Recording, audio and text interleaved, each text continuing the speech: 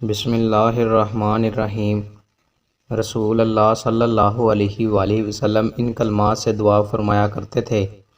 ترجمہ: اے اللہ، میں تیری پناہ چاہتا ہوں آگ کے فتنے سے اور آگ کے عذاب سے، مالداری کے شر سے اور فقیری کے شر سے۔ رسول اللہ صلی اللہ علیہ وآلہ وسلم نے ارشاد فرمایا، تم لوگوں میں سے اس شخص کو بہترین پاؤ گے جو اس امر، حکومت و امارت کو انتہائی ناپسند کرتا ہے، یہاں تک کہ وہ اس میں مبتلا نہ ہو جائے۔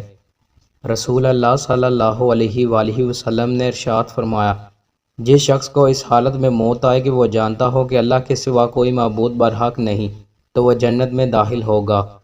رسول اللہ صلی اللہ علیہ وآلہ وسلم نے ارشاد فرمایا، تم میں سے کسی کے پاس 3 لڑکیاں یا 3 بہنیں ہوں اور وہ ان کے ساتھ اچھا سلوک کرے تو جنت میں ضرور داخل ہوگا۔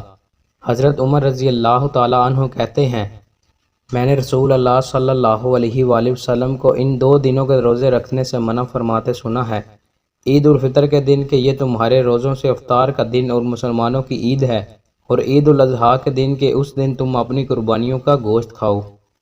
کیا آپ جانتے ہیں جو لوگ اللہ کے علاوہ کسی اور سے دعا کرتے ہیں تو ان لوگوں کے بارے میں کیا حکم ہے؟ رسول اللہ صلی اللہ علیہ وآلہ وسلم نے ارشاد فرمایا، تم میں سے ہر شخص اپنی ہر حاجت اپنے رب سے مانگے، یہاں تک کہ اس کو نمک چاہیے تب بھی اپنے رب سے مانگے، جب اس کا جوتا ٹوٹ جائے تب بھی اپنے رب سے مانگے۔ دوستو، مزید اچھی ویڈیوز کے لیے ہمارے چینل کو سبسکرائب لازمی کریں۔ بہت شکریہ۔